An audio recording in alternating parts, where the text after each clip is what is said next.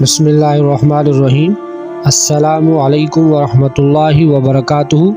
معزز سامعین کرام، آج میں ایک اور نئی ویڈیو کے ساتھ حاضر ہوا ہوں، تو جس بھائی نے بھی ہمارے چینل کو سبسکرائب نہیں کیا وہ جلدی سے سبسکرائب کر دے اور بیل آئیکن کو دبا دے تاکہ نئی آنے والی ویڈیوز آپ تک پہنچتی رہے۔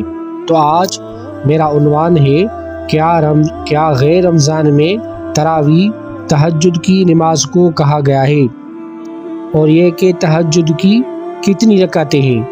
قرآن و حدیث کے حوالے سے جواب دیجیے۔ یہ سوال تھا، اس کا جواب یہ ہے تہجد الگ نماز ہے جو کہ رمضان اور غیر رمضان دونوں میں پڑھی جاتی ہے۔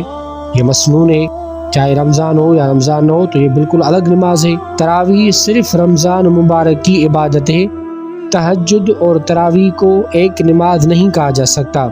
تہجد کی جو آپ نے پوچھی کہ رکعت کتنی ہیں سوال میں، تو تہجد کی کم سے کم رکعت 2 ہیں، اور زیادہ سے زیادہ 8 رکعت ہیں، اور کہاں پہ 12 رکعت بھی آئی ہیں، اور درمیانہ جو درجہ ہے وہ بیچ والا وہ 4 رکعت ہیں۔ اس لیے 8 رکعتوں کو ترجیح دی گئی ہے۔ 10 اور 12 رکعت تک بھی ثبوت ملتا ہے۔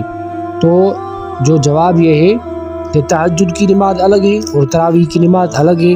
اللہ تعالیٰ ہمیں رمضان میں دونوں عبادتیں کرنے کا اللہ تعالیٰ ہمیں دونوں عبادتوں کے کرنے کی توفیق نصیب عطا فرمائے، آمین۔